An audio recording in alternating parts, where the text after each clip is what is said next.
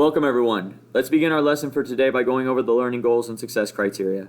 First, what are we learning? We're learning how to write functions in multiple ways and recognize function notation, how to recognize patterns in functions to determine whether or not those functions are linear, how to recognize coordinates in terms of x values and y values, how to plot points on the coordinate plane,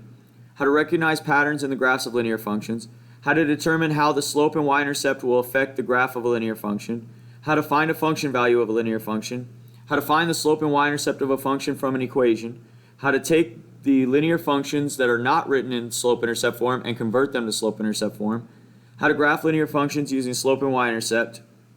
how to find the y-intercept of a linear equation given the slope and a point on the line,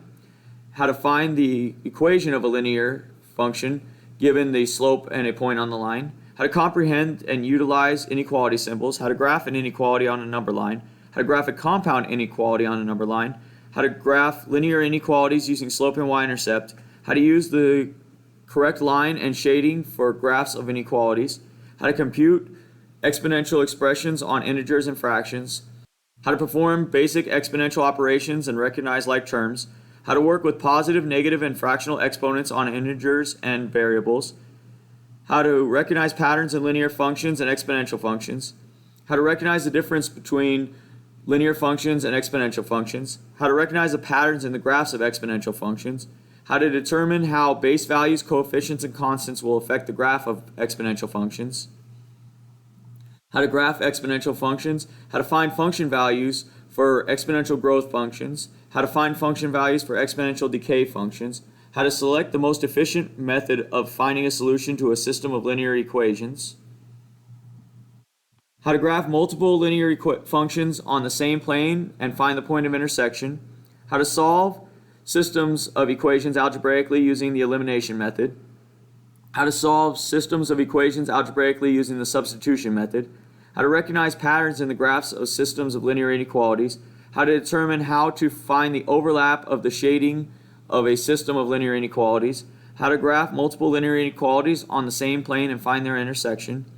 how to factor a number out of a polynomial in order to simplify the expression, how to recognize a binomial as a difference of squares, how to factor a binomial into a difference of squares, how to factor polynomials with a coefficient of 1 into a product of binomials, how to factor polynomials with coefficients greater than 1 into a product of binomials,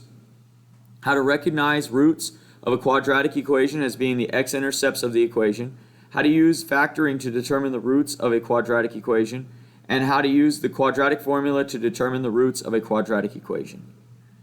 How are we learning it? Through the Accelerated Integrated Math 1 First Semester Final Exam assignment. When can we use this information?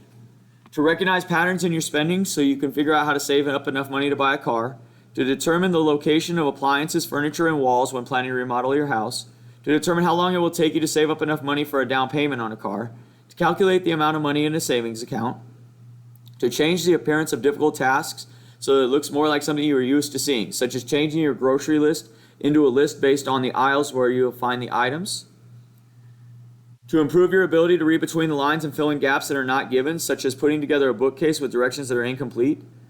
to determine which scores you can receive on your final exam that will allow you to pass the course, to calculate the amount of money in a savings account including interest,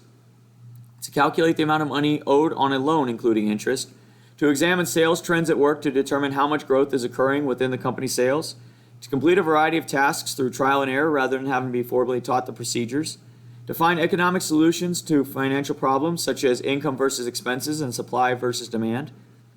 to determine how to run a successful company by utilizing the principles of supply and demand, to determine the best way to complete a task when there are multiple ways to complete the task, such as putting up a new fence in the backyard, to determine how to run a successful company by utilizing the principles of supply and demand and production costs, to determine how much of each kind of product you might need to sell in order to reach a goal profit, to examine problems in your life from different perspectives in order to find the best approach to simplify the problem, and to determine the distance of a home run in the Major League Baseball Home Run Derby. How do you know you learned it? By getting a score of 4 on the Accelerated Integrated Math 1 First Semester Final Exam assignment. Now let's take a look at our agenda for today. We will begin by going over the learning goals and success criteria. After that, I'll give you time to complete the Accelerated Integrated Math 1 First Semester Final Exam on Illuminate. At the end of class, we'll go back over our learning goals and success criteria while you fill out your before you go. Let's take a look now at the Accelerated Integrated Math 1 First Semester Final Exam assignment. The assignment begins with the learning goals and success criteria. If we scroll to the bottom, there's a link here that takes us to the Illuminate test. Go ahead and click on that link, and it should take you to a page that looks like this. Let's talk now about how to log into Illuminate so that we can take our assessments. So when you click on the link to go to your Illuminate,